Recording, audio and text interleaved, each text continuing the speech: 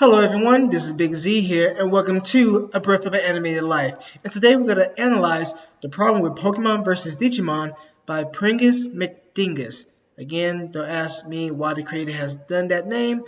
You ask me, and I have no idea. So guys, today we're going to try to do something a little bit different. I'm going to use some tools that one of my software allows me to, use to pretty much help me explain more in detail while I'm talking to you about the animation. So these indicators, these arrows, these circles, these squares, whatever I can use will help me to tell you guys what the animation has done to pretty much give you a clear picture about what I'm talking about. Sometimes I can stumble my words like that. And sometimes you may not understand what I'm talking about. So using these indicators would be something that I want to get used to using. So when we analyze stuff like this and other, animations, it can make a little bit more sense. So guys, if you like this idea, please like the video, and if you'd like to see more of my stuff, please come to my channel, and please enjoy yourself, and please leave comments below to see if you can make improvements to the channel, because I always wanted to get constructive criticism to help this channel grow, so we can help indie animators and student animators grow and to become the next best thing. So without further ado, let's analyze.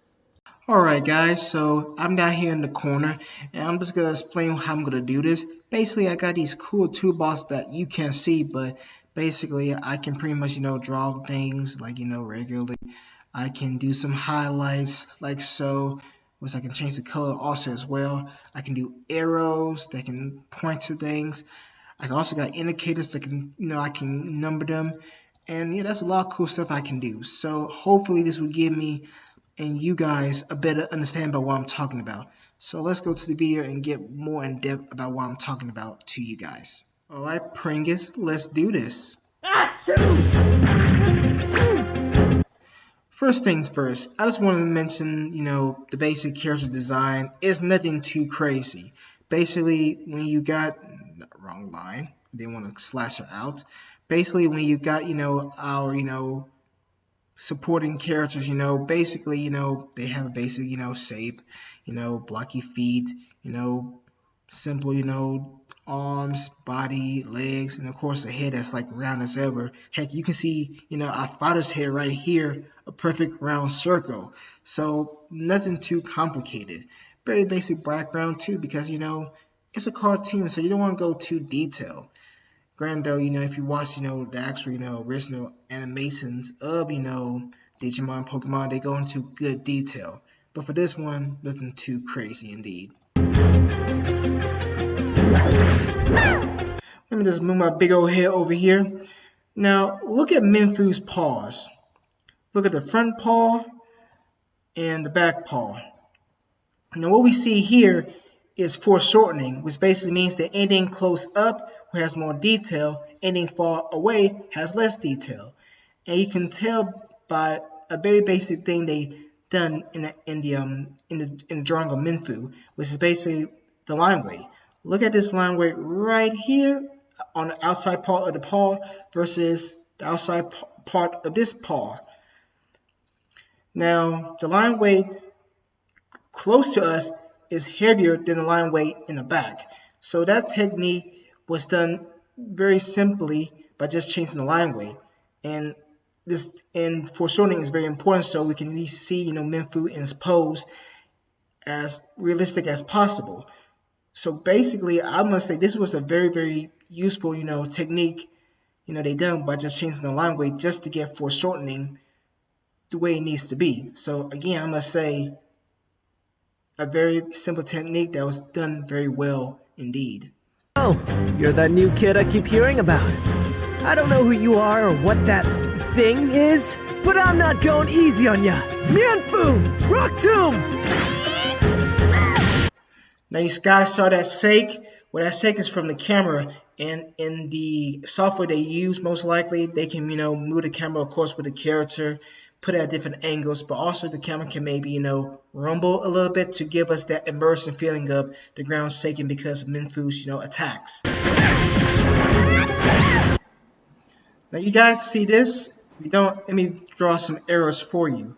So you see this line right here, or curved to be more exact.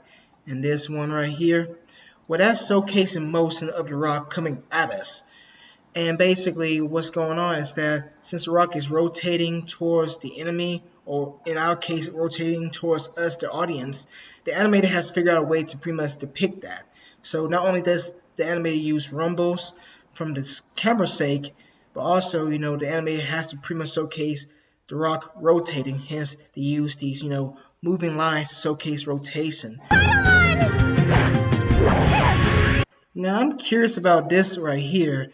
You see Minfu's, arms glowing. I'm assuming he's using focus punch, because these nice hues from it, it definitely, showcases, energy coming from it. And I don't know what software. It could be Adobe Animate that you can, do this cool effect. Digimon, Digimon! Here comes focus punch. Not anymore. Now this is a cool effect right here. Now, of course, you got the clouds right here. I'm just gonna draw, I guess, an arrow, and anyone can pretty much go online and find tutorials on how to make those. But this right here, the beam of light signifying digi evolution. That's a pretty cool effect because it looks like it's just basically lines going up into the air, and they're glowing. I mean, again, nothing too crazy. I mean, this is a simple drawing, but in the animation, it's done very well. I just want to go back a few seconds because I just noticed something that made the video really nice. So you saw how the setting became dim. Not a lot of light coming on when we get to Gadamon's evolution. And as we saw the emitted light from the Digivolve come into play in the clouds, of course, in the background, you see that the place has kind of got brighter a little bit. That's nice small effects I just like because it kind of gives us the feeling that we're actually there. Dex, what the hell am I looking at? That nice spark effect was really cool too because, I mean, if you go frame by frame. Dex, what the hell am I looking at? See this? I mean, frame by frame it went very fast, and it has to go quickly because of sparks. But you see like let me get my handy dandy tools. This one right here, the orange, and this one right here, the white, it signify sparks coming up, fire, all that. A nice small effect that add a good touch. And with the sound effect too, it definitely makes you feel like something's sparking up, and the Pokédex is saying, "F man, I don't know." You see these air, I don't know what we call them, but it's showcasing the air is being released towards us. Those quick gusts, yeah, that's better, gust. So basically, that effect, along with the pink, aura that's around, Digimon, I mean, it definitely showcased a good presence for the character. And that, guys, is the analysis of the problem with Pokemon versus Digimon. Now, I'm not going to talk about the music because, I mean, overall the music was great. And the animation was smooth, so I'm not going to go into too much detail. I mean, I went into a long explanation on the different techniques that the animation has used. So, if you like Pringus McDingus, please support the creator's channel. Please go to it and subscribe. Please go to it and like the videos because they make a lot of videos relating to video games. And I feel like, they did a good job overall. I mean, the team and Pringus has done a great job. So please support Pringus and the team. And if you like my stuff, please like my videos and please subscribe. And please leave, constructive criticism to help me grow this channel because I want to make this place a place for student animators and indie animators to come and just hang out and grow and become better. So guys, thank you guys for spending time with me. And until next time, you be safe, you be blessed, and I'll see you guys soon.